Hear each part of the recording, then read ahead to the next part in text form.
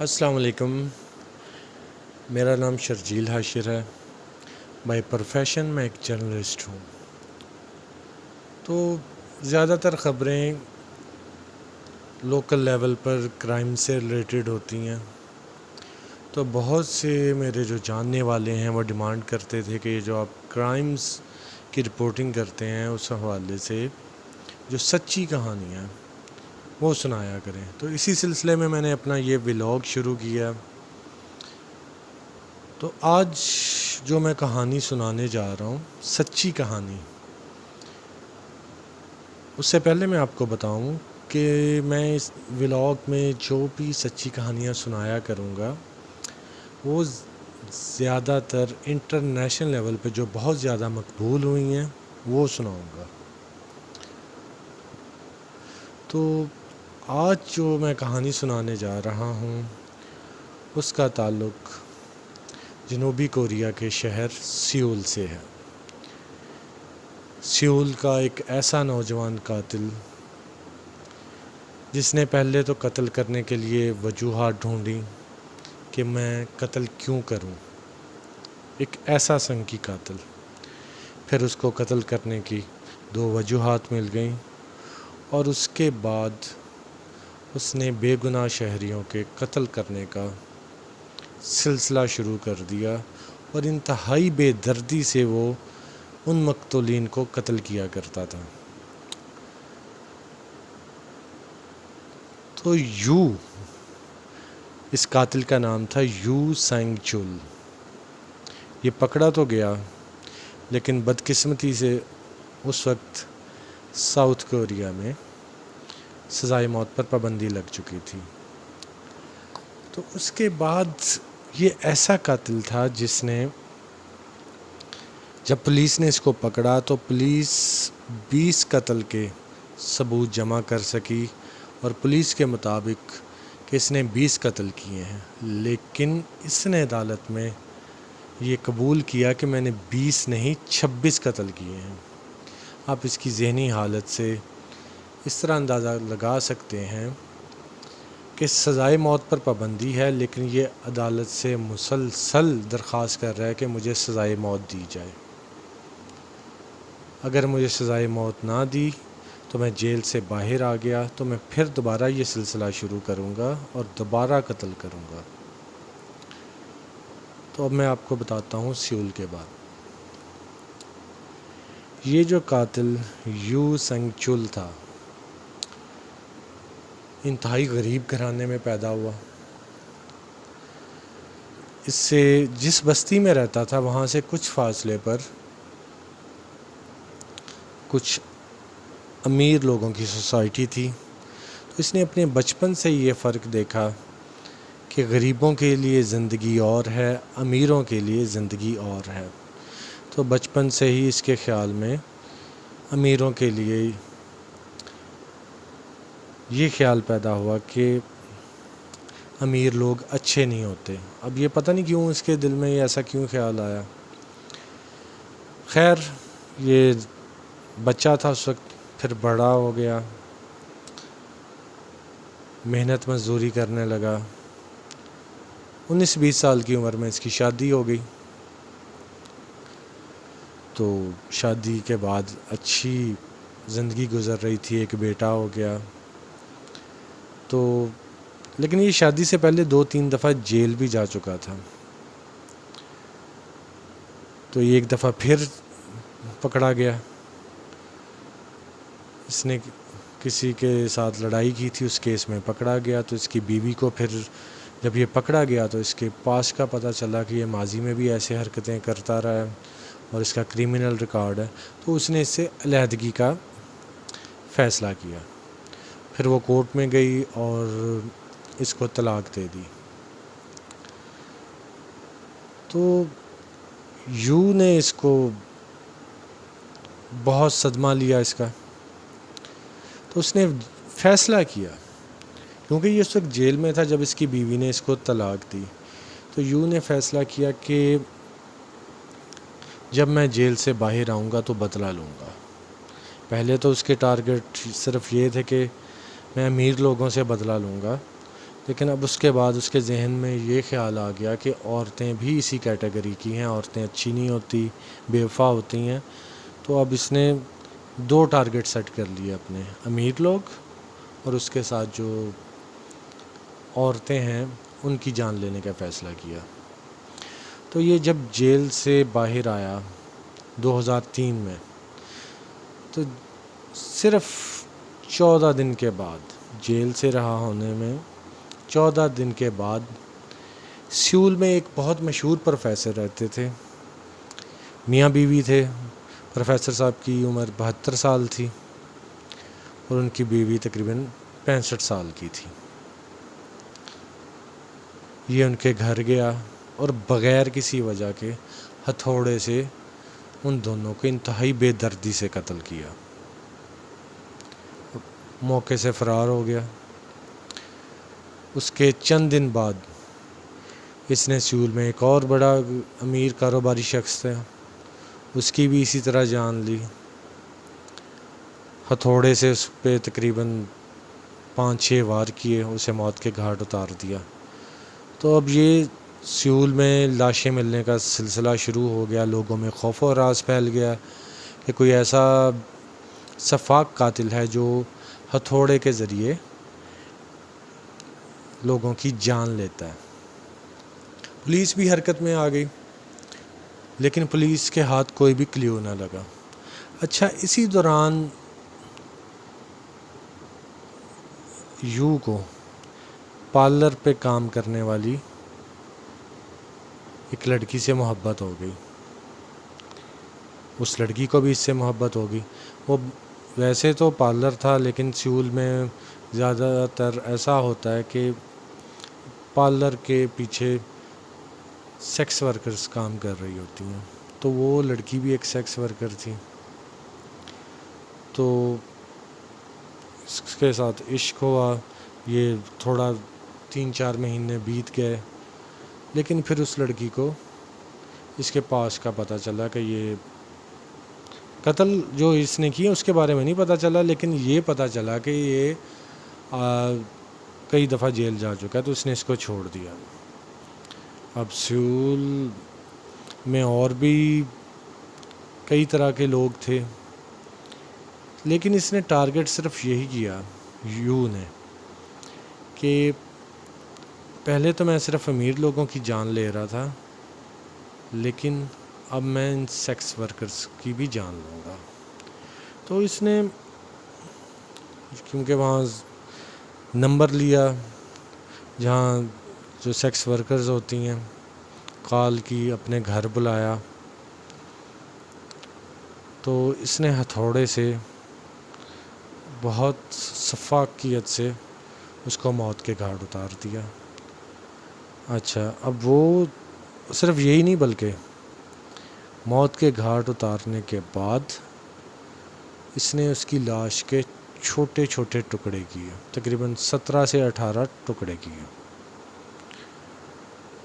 اب اس کے بعد اس نے سر کو واش روم میں رکھا. تو یہ وجہ اس نے بعد میں بھی نہیں بتائی کہ یہ سر جو ہے واش روم میں کیوں رکھتا تھا. اور وہ جو لاش کے ٹکڑے تھے اس کو اٹھایا اس نے اور جو پہاڑ تھا قریب وہاں جا کر پھینک دیے.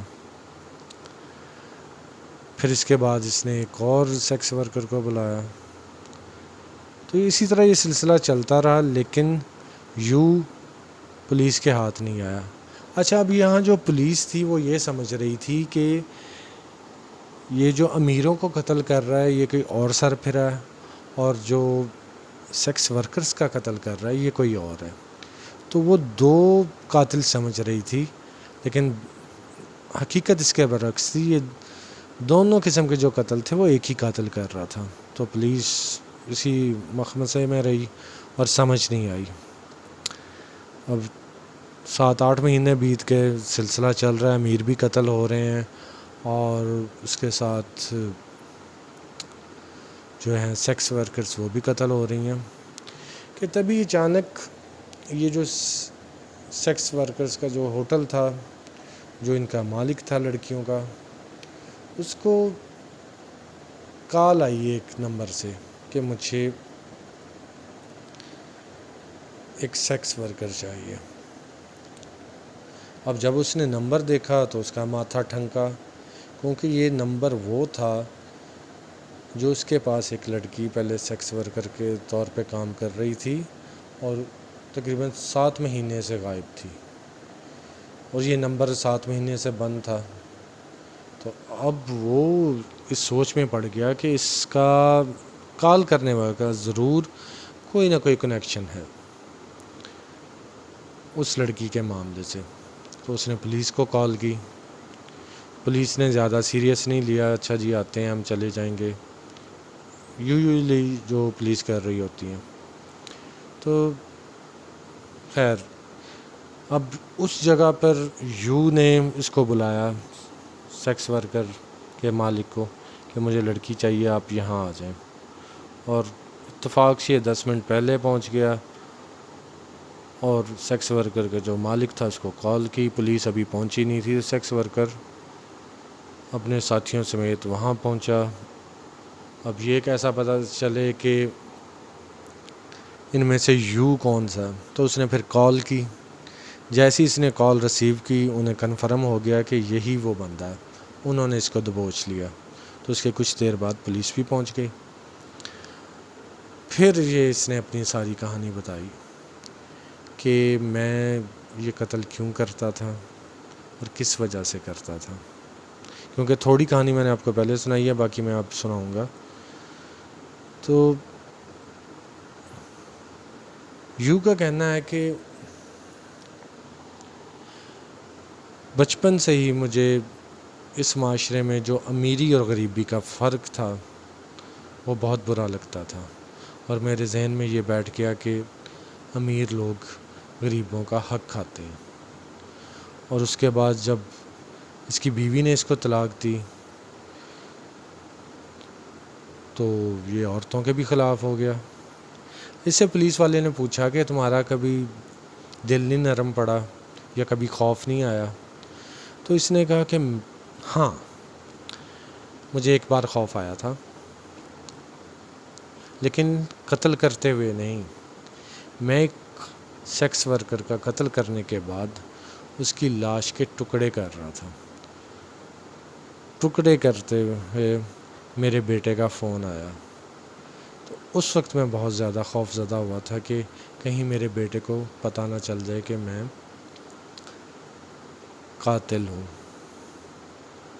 پھر اس نے مزید اپنی کہانی بتائی کہ پولیس والوں نے پوچھا کہ ہتھوڑے سے ہی قتل کیوں؟ تو یہ یوں کہتا ہے کہ جی پہلے تو میں نے ایک ہتھوڑا لیا، پھر کیونکہ میں نے کبھی قتل نہیں کیا تھا تو پھر میں سنسان علاقوں میں جانے لگا۔ مجھے وہاں جو کتا نظر آتا میں ہتھوڑے سے وار کرتا۔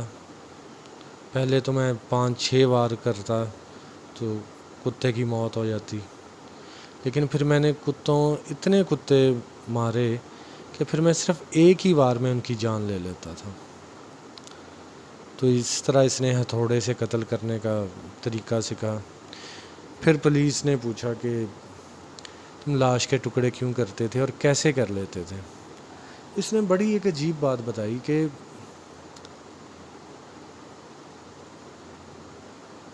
مجھے بالکل بھی کوئی تجربہ نہیں تھا کہ لاش کے ٹکڑے کیسے کرتے ہیں۔ تو میں ایک ڈاکٹر کے پاس گیا، میں نے اسے بیماری کا بہانہ بنایا اور پوری باڈی کا ایکس رے کروایا۔ ایکس رے میں مجھے پتہ چل گیا کہ کہاں جوڑ ہوتے ہیں اور کیا، مطلب سارے باڈی پارٹس کا پتہ چل گیا۔ تو اس کے بعد کیونکہ اب جو امیروں کو قتل کرتا تھا وہ تو میں ان کے گھر جا کے قتل کرتا تھا اور بھاگ جاتا تھا۔ ایک دفعہ یہ قتل کر کے بھاگ رہا تھا تو CCTV میں اس کی فوٹیج بھی آئی، لیکن وہ واضح نہیں تھی تو یہ بچ نکلا۔ تو پھر اب کیونکہ یہ سیکس ورکرز کو بلاتا تھا پارک میں یا کہیں بھی، پھر اس کے بعد اپنے گھر لے جاتا تھا، تو یہ ان کو قتل کرتا، پھر ان کے جسم کے ہر حصے کے علیحدہ علیحدہ ٹکڑے کرتا، سر واش روم میں رکھتا۔ پولیس نے اس سے پوچھا بھی کہ سر کو واش روم میں رکھنے کی کیا وجہ؟ وہ کہتا ہے پہلے تو کچھ نہیں بتایا اس نے، لیکن پھر بعد میں کہتا ہے کہ میں سر بھی پھینک دیتا تھا۔ یہ شروع میں آپ تصویر دیکھیں گے یا جو آخر میں دیکھیں، یہ اسی اصل قاتل کی اصلی تصویر ہے، اور ساتھ دوسری وہ جہاں سے اس نے لاشیں چھپائی ہوئی تھی، وہ پولیس وہاں سے لاشیں بھی برآمد کر رہی ہے۔ تو یہ مختلف پہاڑوں میں پھینکتا رہا، تو پھر پولیس اس کو ساتھ لے کے گئی، کیونکہ ان دنوں سیول میں بارش ہو رہی تھی، معاف کیجیے گا، تو یہ ہر وقت رین کوٹ پہن کے رکھتا تھا۔ تو یہ تصویریں بھی جو ہیں یہ بھی اسی وقت کی ہیں۔ تو جنوبی کوریا کے میڈیا نے اس کو رین کوٹ کلر کا نام دیا، اور پوری دنیا میں یہ مشہور ہوا کہ سیریل کلر تھا۔ پھر اس کے بعد اس کو عدالت میں پیش کیا گیا۔ پولیس اس پہ صرف 20 لوگوں کا جو قتل ہے اس کے ثبوت جمع کر سکی، لیکن وہاں بھی یہ چیخ چیخ کے کہتا رہا کہ میں نے 26 قتل کیے ہیں، لہٰذا مجھے پھانسی دی جائے، پھانسی سے نیچے میں کسی مطلب ایک ایسا سنکی اور جنونی قاتل تھا کہ جس کے لیے زندگی موت کوئی اہمیت نہیں رکھتی تھی۔ لیکن بدقسمتی سے جنوبی کوریا میں سزائے موت پر پابندی ہے، اور ابھی تک ہے۔ تو 2003 میں اس نے قتل شروع کیے تھے، 2004 میں یہ پکڑا گیا، اس کے بعد آج تک یہ جیل میں ہے۔ پولیس بھی اسے رہا نہیں کر رہی، کیونکہ یہ خود کہتا ہے کہ میں اگر باہر نکلا تو پھر دوبارہ قتل شروع کر دوں گا۔ تو 19 سال سے یہ جیل کے اندر ہے۔ تو یہ تھی آج کی کہانی۔ مجھے امید ہے کہ آپ کو اچھی لگے گی، پسند آئے گی۔ اگر پسند آئے گی کہانی تو لائک اور کمنٹ لازمی کیجیے گا، اور اگر آپ ایسی مزید کہانیاں سننا چاہتے ہیں تو مجھے کمنٹس میں لازمی کہا کیجیے گا، کیونکہ میری کوشش ہے کہ دنیا میں جو بہت زیادہ مشہور جرائم ہو چکے ہیں یا جرم کرنے والے ہیں ان کے بارے میں بتاؤں کہ انہوں نے کیسے جرم کیے اور پھر وہ کیسے پکڑے گئے۔ اس کے ساتھ ہی آج کے ولاگ ختم ہو گیا، تو مجھے اجازت دیجیے۔ اللہ نگہبان۔